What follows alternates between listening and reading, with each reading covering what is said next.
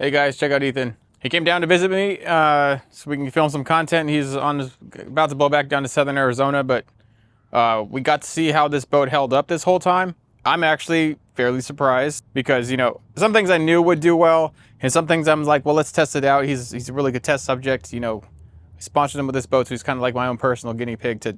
I was joking, you're not a guinea pig. He was like the perfect one, too, because he tournament fishes very aggressively, right?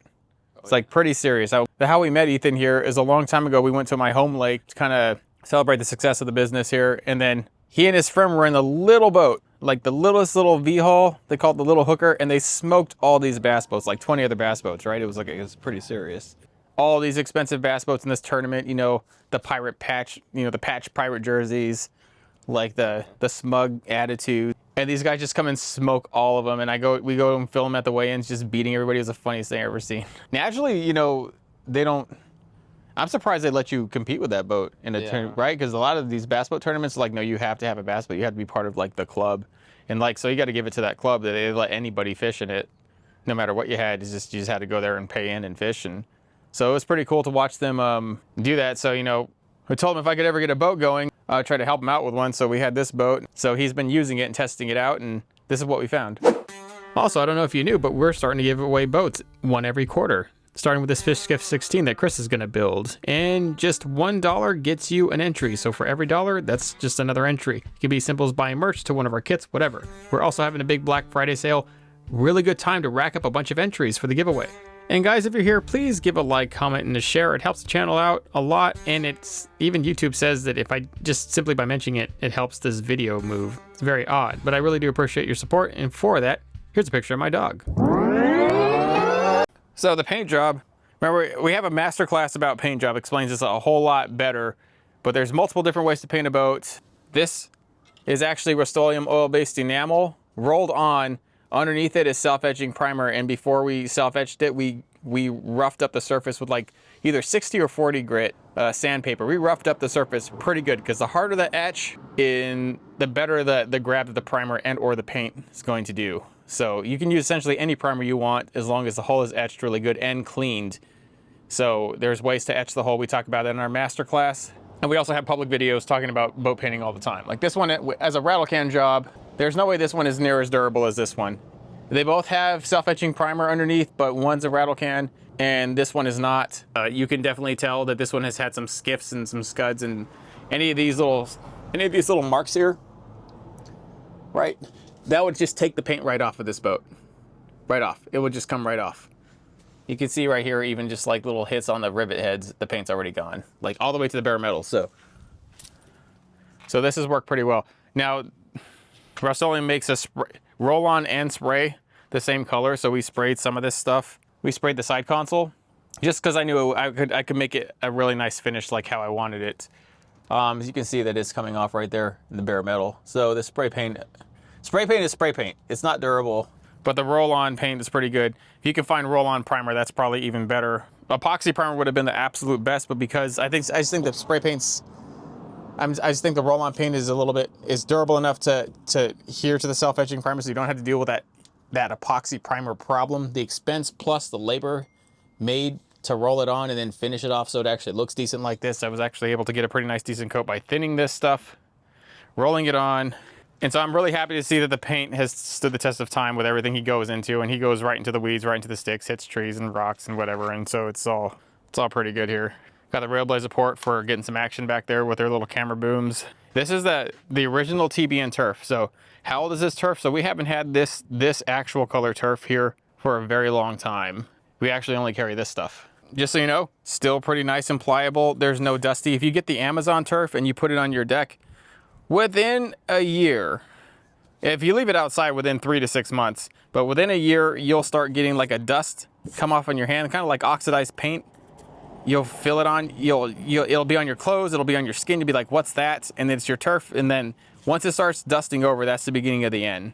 And I've personally seen this color out in the Havasu sun on my buddy's boat with the most intense UV index you've ever seen. Even it lasted. It faded. The colors did fade on it, but no powdering and no falling apart. It was still pretty durable. And right here, where it's actually being taken care of, you can see that's kind of standing the test of time here. So the colors do fade a little bit. These are a little bit more brighter and more vibrant. And same thing over here with this TBN dark camo. This is a little bit brighter and more vibrant. And then it kind of faded to kind of like a forest green versus this bright green. Like you can see some of the green has faded less like this green. And then you can see where it's kind of visibly changed color. Obviously the deck gets all the heat. Down here where there's less, you can kind of see it's still visibly bright right there. That's the original color of it right there. And then, so it fades a little bit, but not a lot.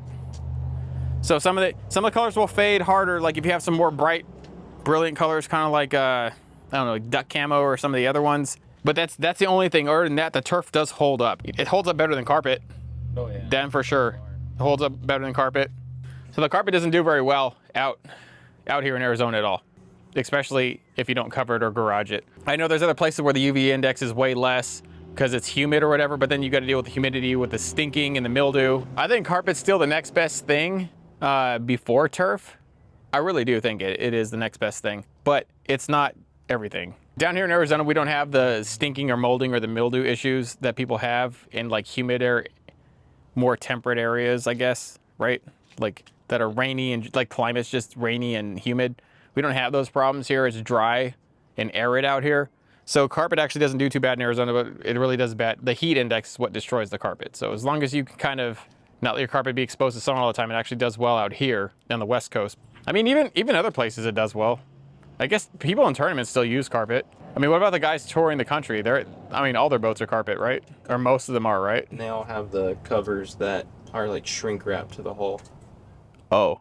The button ones where it's all taken off by buttons. Okay, so they shrink. Okay. So they're pretty meticulous about their boats because their boats are like, got a $100,000 boat, $100,000 worth of electronics, or 50 grand worth of the electronics, and then you got all the custom logos and the wraps, and yeah, so I was wondering. And they only keep their boats for a year and then get new ones. So you're right. You're absolutely right. They only do keep them for a year and get new ones. Huh. Yeah, think about that. So that rubber matting, I know it's a little dirty in here, but that rubber matting, that Gator Skins soft touch, that stuff was actually pretty cool stuff. I wish we could get it. Gator Skins kind of left the map. TH Marine bought Gator Skins and then it's just gone downhill from then. The live well's still running pretty good. Oh yeah, look at that. Yeah, that flow right test, everything works, so the valve works and everything? Oh yeah. So this live well has had a few hundred fish in it, maybe more, and they've all lived.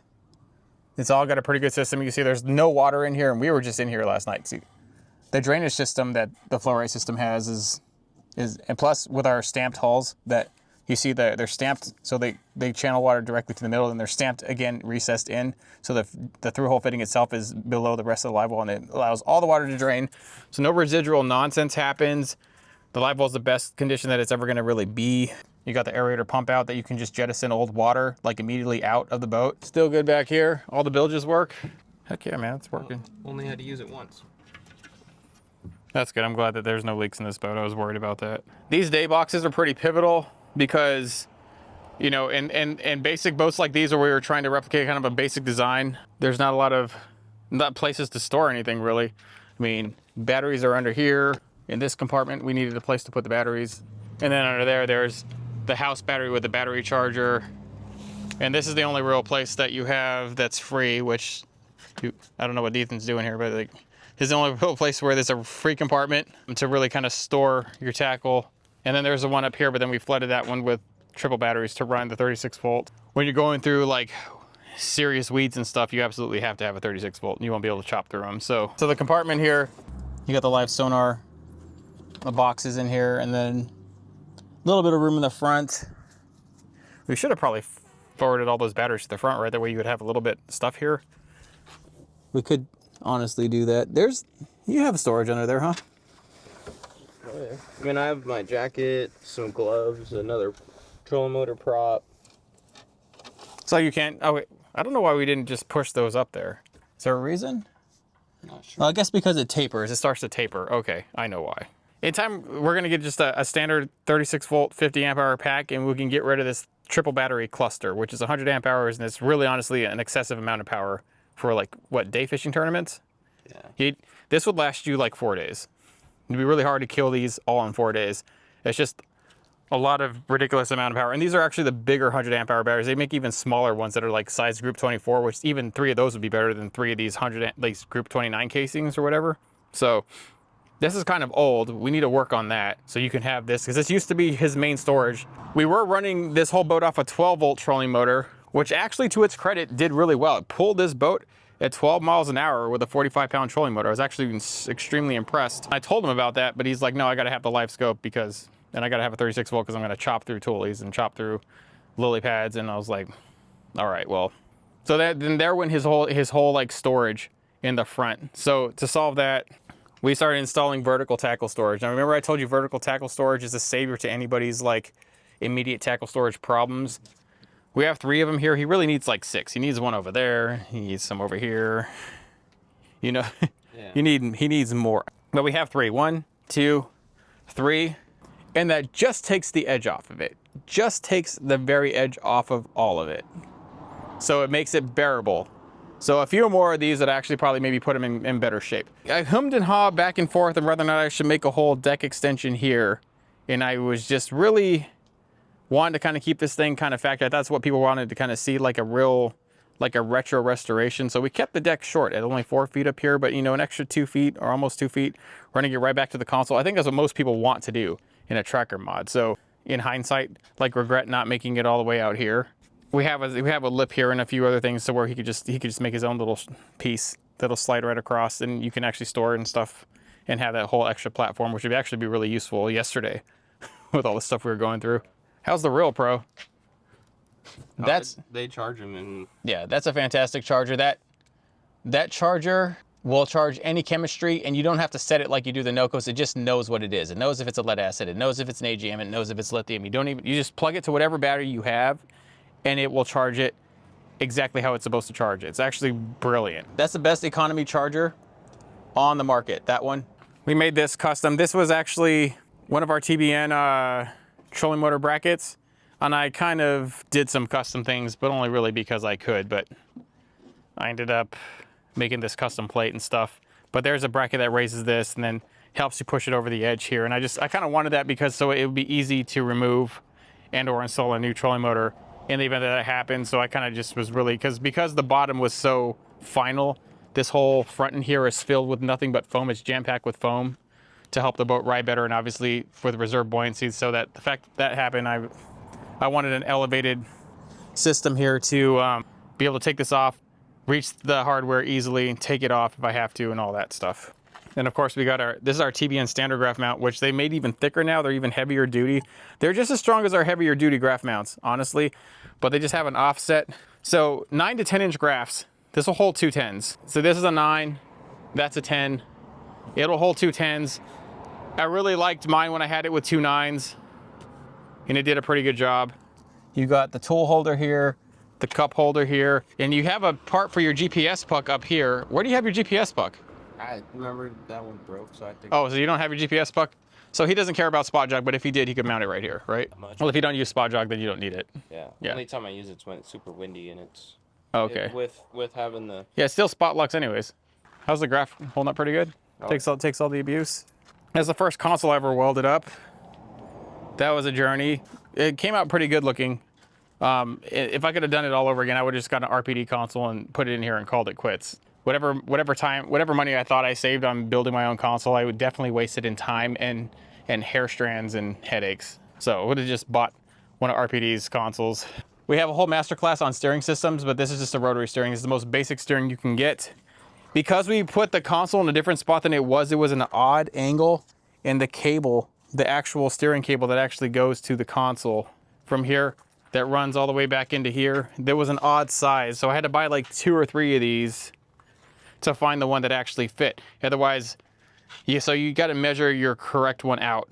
It's got to fit perfectly from here in there, because remember, you can't really wrap it around or bind it. It's a thick, nasty cable that's powerful enough to steer the boat when it's under power. So it's that's the only thing that kind of threw me for a loop. But other than that, you know, the throttle shift cables, that's another thing. The throttle shift cable linked, so they're not just out there forever. So this was the best link that we could personally find. The 25, it pushes it all right. Elevation definitely changes things. Like down in the home lake in Patagonia, definitely all motors work not so great there. You got to pitch down a throttle. So we have this one on the lowest pitch prop that we could have got for it. It was a 9.5, and I recommend a 9.5 when you're going to try and get a brand new motor and break it in, because the only way it'll be able to run it on half throttle or anything and carry a decent speed is with a lower pitch, that it can reach RPMs faster. Definitely when we were out there, it was maxing out on speed, and you could hear it beeps when it's hitting too high RPMs. It beeps at you and makes you lower the throttle. So they're kind of fail safe. It already knows to maybe chill out. But I'd say it's a pretty little decent motor. I like the Gen 4 Merc 20s a whole lot, so naturally I thought I would like the 25 just as much, and I do. It's a very nice motor, well worth the money. Warranty, runs flawlessly, no problems, as long as you don't run it into the shore, run it into rocks. What'd you do here to the prop, Ethan? What's going on here? Patagonia is so low. You can't do that. Maybe Patagonia's had its time. I don't know. All right, well, if you're down in like the Cochise County area or the Pima County area and you see Ethan, say hi. Oh, yeah. And go ahead and feel free to check out this boat. He's down there in southern Arizona. Anyways, this is us, guys. We're signing off. See ya. Hey, guys. For over 10 years, we've been specializing in DIY boat building. This is a compilation of all of that, from pool noodles and plywood at the very beginning to one of the most advanced technical builds out there to date. This entire masterclass is over 20 videos worth of all the knowledge we've had over that decade, and we stuck it into this class. We go over strategies, materials, best practice. We cover everything from the transoms, the framing, the decking, the wiring, the turf, boat flooring in general. We have in-depth Q&A videos on stuff like outboards, prop pitch, and a lot of this information that's just really hard to find in any one place unless somebody just sits down and funnels it all the way into one video like we have done here. If you're here at the Die Hard level for either Patreon or YouTube or even part of our actual membership program on the website, please also check out our beginner to intermediate masterclass, which also has a lot of advanced classes in its own regard, but it covers it more in depth. If you're just seeing this and you have an interest in it and you're really trying to get into it, between that class and this class, there's nothing that we don't cover on these subjects. You're always free to give us a call at our customer service line right here. Anyways, guys, thank you very much. Tight lines.